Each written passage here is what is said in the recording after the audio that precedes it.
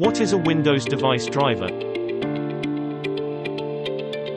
Device driver is a computer program allowing high-level computer programs to interact with a device and typically communicates through a computer bus or subsystem. A device driver provides software interface with hardware devices in every operating systems and computer programs to access hardware functions. A device driver communicates with the device through the control bus or subsystem to which the hardware connects.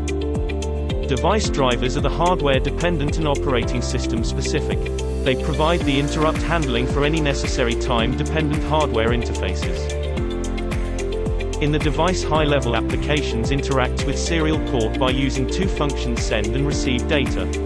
These functions communicate through serial port controller installed in user's computer.